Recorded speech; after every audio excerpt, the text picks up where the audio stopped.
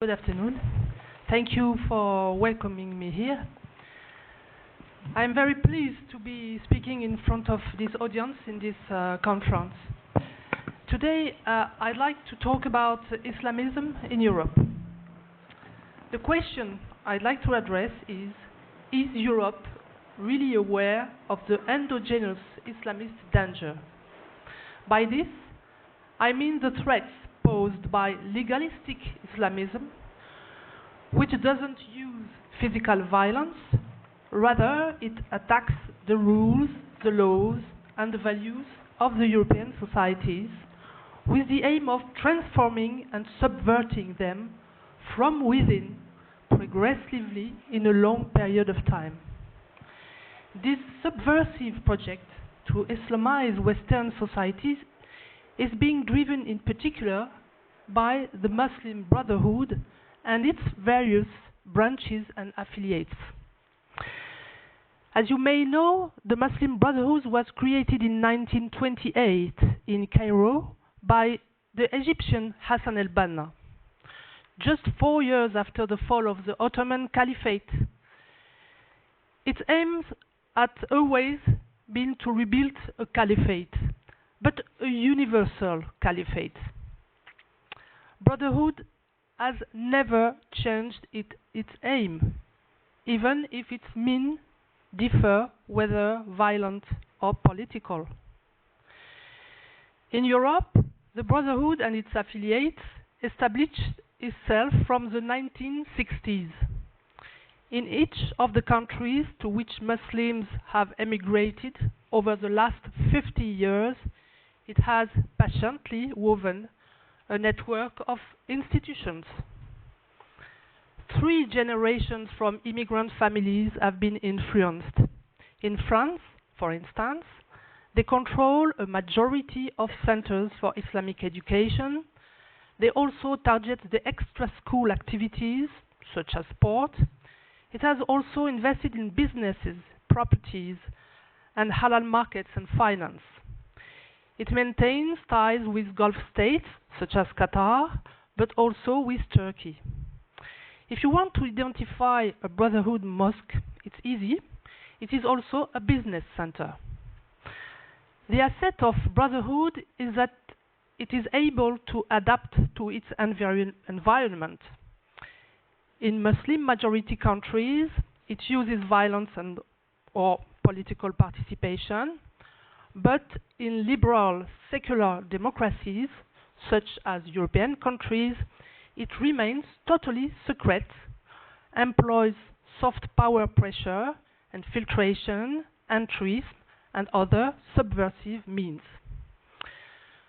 Do not be mistaken, Brotherhood has never abandoned its aim of building an Islamic modern society and will never abandon it. Whether or not it will succeed to reach its aim is not important. What is important for us is to understand what it does today and here to reach its aim.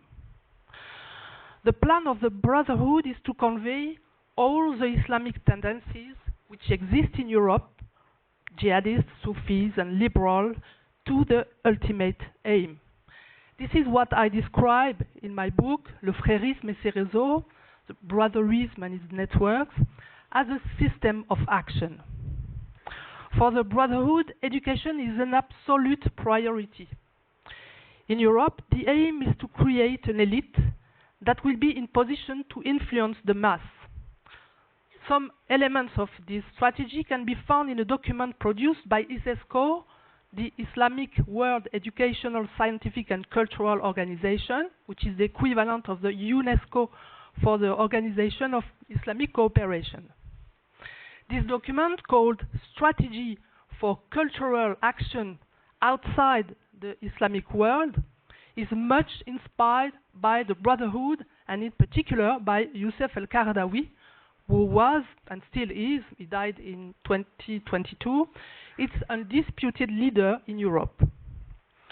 The strategy of ISISCO calls the Muslim countries to prevent the assimilation of Muslim-born in Europe, because young Muslims born in Europe, are attributed a noble mission to be the ambassadors of true Islam in the continent. The program is not to adapt Islam to Europe, but at habituating European cultures to a fundamentalist and literalist Islam.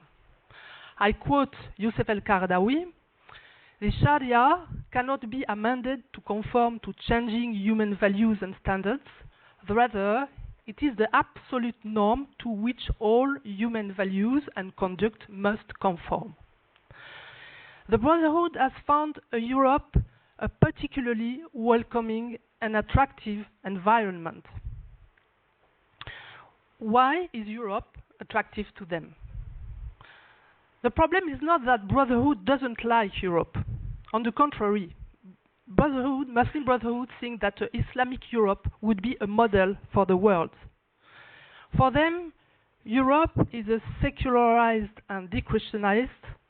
The brothers believe that Europe needs a new moral and spiritual rudder, which Islam can provide.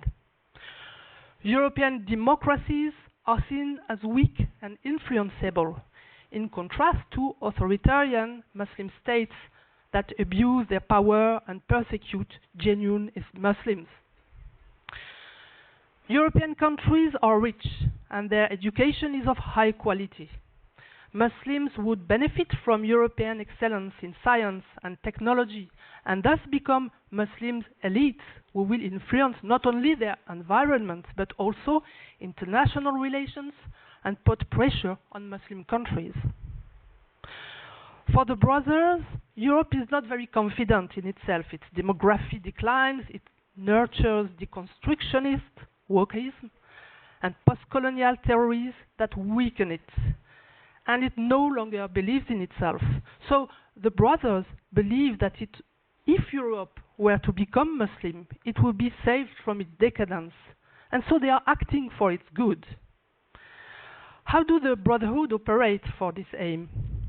By transforming societies from within, so that they first become Sharia compatible, and then they think European societies will surrender themselves to Islam once they have understood and experienced this is the best system.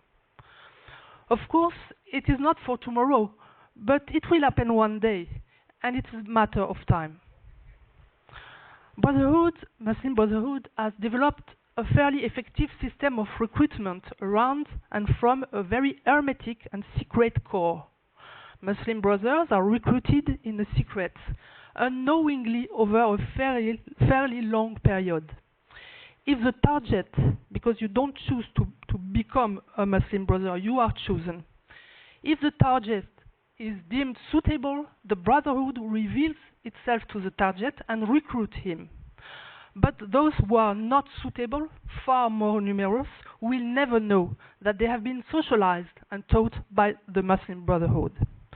They will be their visible ambassadors, the mouthpiece of their religious interpretation. They may be footballers, singers, company directors, bankers, professors, or any influencers who spread the word of the Brotherhood in all sectors of the society.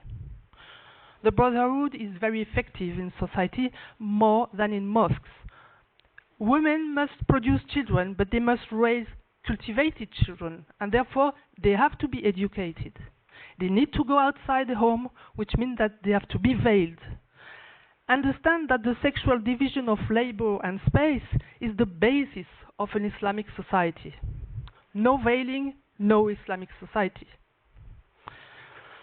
Why is the program of Muslim Brotherhood is a threat? Why is it dangerous for a democracy? Brotherism is a secret and subversive ideology in Europe.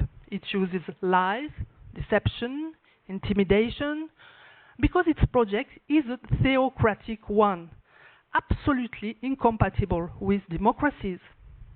They are building what they call an Islamization of knowledge, which consists of taking up and turning the knowledge and the critical thinking of the West against itself.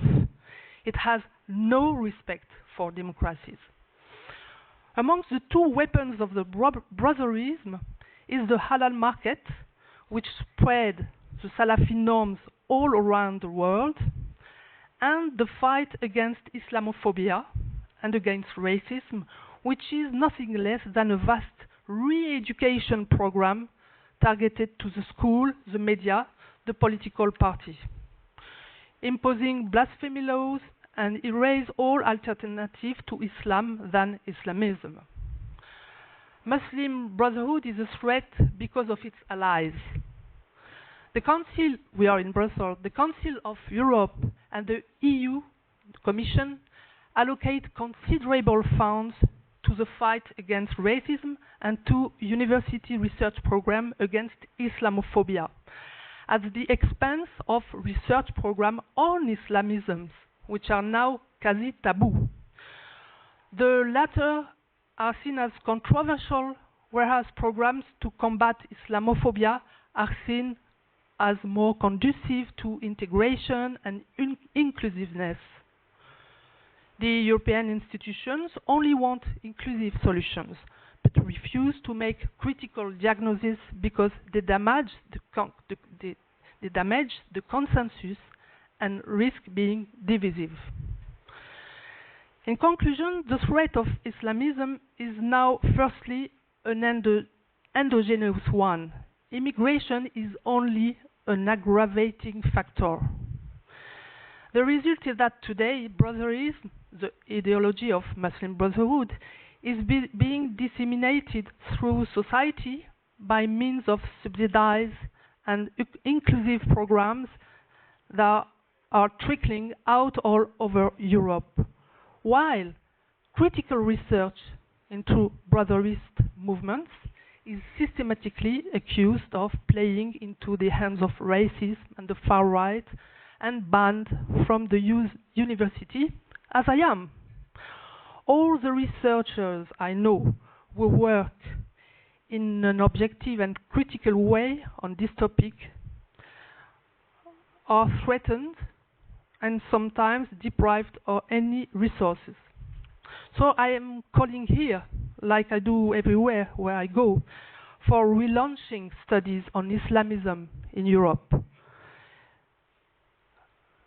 And so I would like to invite you, wherever you come from, to send this alarm for us as a university, as academics. We absolutely need funding, help to make this to make these studies, because otherwise they will just simply disappear. Thank you very much.